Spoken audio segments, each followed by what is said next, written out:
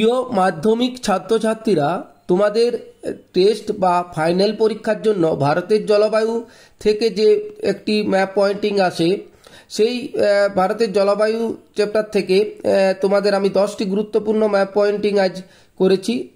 তোমাদের অনুরোধ করব তোমরা পুরো ভিডিওটা দেখো এবং আমার সাথে সাথে এই ম্যাপ পয়েন্টিংগুলো প্র্যাকটিস করো। দেখবে এই 10টির মধ্যে একটা কিন্তু পরীক্ষায় তোমরা পাবেই। তো ম্যাপ পয়েন্টিংয়ে 10-এর 10 তোমাদের পেতেই হবে। তো চলো আজকে যে 10টি মানচিত্র করেছি সেইগুলো তোমাদের দেখাই। প্রথমে দেখো, 1 নম্বরে আমি দিয়েছি ভারতের জলবায়ু থেকে দ্রাস শীতলতম স্থান 1 নাম্বার।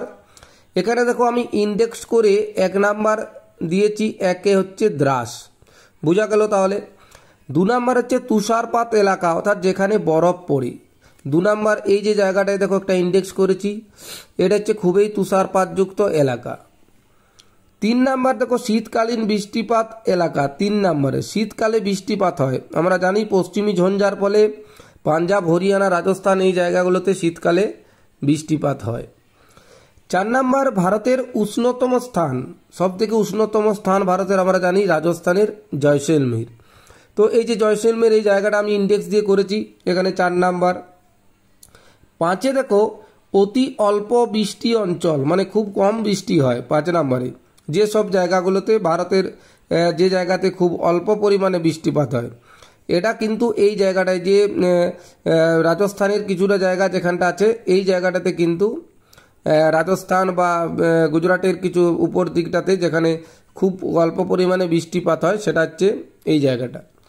6 নম্বর হচ্ছে একটি বৃষ্টিচ্ছা অঞ্চল, আমরা জানি ভারতের অনেক বৃষ্টিচ্ছা অঞ্চল আছে, তার মধ্যে মেঘালয়ের শিলং আছে।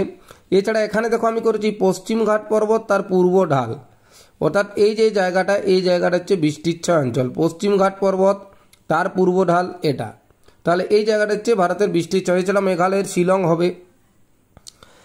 সাথে দেখো বছরে 2 বার বৃষ্টিপাত যুক্ত এলাকা, এটা আমরা জানি আমাদের এক পূর্ব উপকূলে একটা আছে উপকূল, যেটা হচ্ছে করমণ্ডল উপকূল। সেখানে এই যে এই জায়গাটা চেন্নাই তামিলনাড়ুর এই জায়গাটাতে করমণ্ডল উপকূলে হচ্ছে একবার বর্ষাকালে বৃষ্টিপাত হয়, আর একবার শীতকালে প্রত্যাবর্তনকারী মৌসুমী বায়ুর ফলে হয়। ফলে এটা হচ্ছে বছরে 2 বার বৃষ্টিপাতযুক্ত স্থান। 8 নম্বরে অত্যধিক বৃষ্টি অঞ্চল, খুব বেশি পরিমাণে বৃষ্টিপাত হয় 8 নম্বর। এই দেখো উত্তর পূর্ব ভারতের এই জায়গাটাতে দেখি যে মেঘালয় রাজ্যে যেখানে মৌসিনরাম আছে, খুব প্রচুর পরিমাণে বৃষ্টিপাত, আমরা জানি পৃথিবীর সব থেকে বেশি বৃষ্টিপাত হয়। 9 নম্বরে দেখো মৌসিনরাম দিয়েছে আবার, এই দেখো 9 নম্বর মৌসিনরাম। এরপর দেখো 10 নম্বরে পড়েছে ভারতের বন্যাপ্রবণ এলাকা, মানে খুব বন্যা হয় সেই সব এলাকাটা কি কোনটা হবে। তাহলে সেই জায়গাটা তোমাদের করে দেখেছি সব থেকে বেশি বন্যাপ্রবণ এলাকায় যে ব্রহ্মপুত্র নদীর এর ফলে বন্যা হয় আসামের, এই জায়গাটা খুবই প্লাবিত হয়। ফলে 10 নম্বরের জায়গাটা হচ্ছে এই জায়গাটা খুবই ভারতবর্ষের বন্যাপ্রবণ এলাকা। তাহলে তোমরা দেখতেই পেলে যে আমি মানচিত্রে যে 10টা গুরুত্বপূর্ণ জায়গা দিলাম, এই 10টা তোমরা যদি এখন থেকে প্র্যাকটিস করো, ম্যাপে 10-এর 10 তোমরা কিন্তু পাবেই।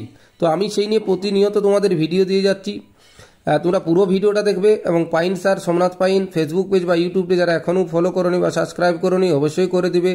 ভালোভাবে প্র্যাকটিস করো। ধন্যবাদ।